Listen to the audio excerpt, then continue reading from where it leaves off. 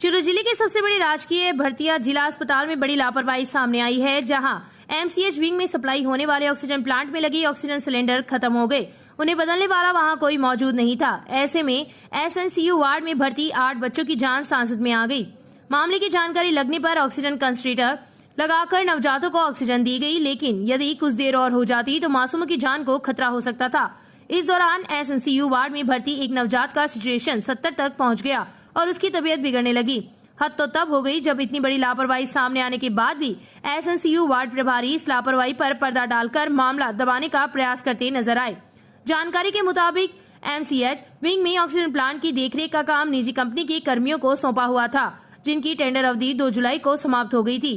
फिर भी वैकल्पिक व्यवस्था के तौर पर उन्हें रखा हुआ था। अस्पताल प्रशासन ने उन्हें गुरुवार शाम को आने से मना कर दिया, जिसके बाद से एमसीएच विंग का ऑक्सीजन प्लांट भगवान भरोसे चल रहा था। प्लांट से एमसीएच विंग में सप्लाई होने वाले सिलेंडरों की ऑक्सीजन शुक्रवार सुबह खत्म हो गई।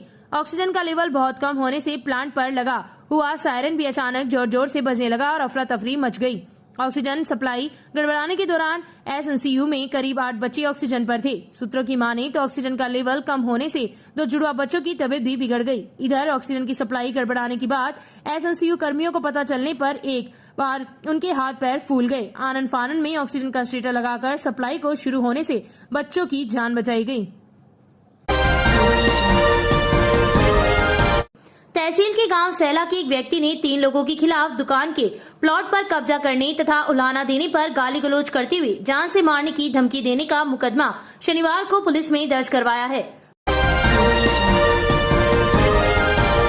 नेशनल हाईवे 11 पर शनिवार को गुसाईसर के पास 3 वाहनों की भिड़ंत में 2 महिलाएं घायल हो गई, जिन्हें राजकीय अस्पताल में भर्ती करवाया, जहां पर प्राथमिक उपचार के बाद उन्हें छुट्टी दे दी गई। सूचना पर रतनगढ़ पुलिस मौके पर पहुंची तथा घटना की जानकारी ली। जनप्रतिनिधि आए जनता के बीच व सुनी समस्या, पानी निकासी की व्यवस्था का भी लिया जायजा। व्यापारियों ने बताई झूलते बिजली तारों की समस्या। मौके पर आए डिस्कॉम के जेईएन ने दिया आश्वासन। गढ़ परिसर में हुआ राष्ट्रीय लोक अदालत का आयोजन। अदालत की गठित 2 बेंचों में रखे गए 866 प्रकरण, 83 मामलों में 25 लाख से अधिक की राशि की प्राप्त। एडीजे व एसजीएम सहित कई अधिवक्ता रहे उपस्थित। सुजानगढ़ में बिजली बोर्ड के सामने लगा गंदगी का अंबार, पार्षद ने की गार्डन विकसित करने की मांग। चूरू के गांव साटरा में खेत के रास्ते के विवाद में 55 साल की महिला से मारपीट। रतनगढ़ थाने में 4 नामजद के खिलाफ मामला दर्ज। चूरू जिले में राष्ट्रीय लोक अदालत के जरिए 938 प्रकरणों का किया निस्तारण। 7 करोड़ 46 लाख रुपए से अधिक की अवार्ड पारित। चूरू महिला थाने के सामने सड़क किनारे मिला काला बैग, पुलिस ने ली तलाशी।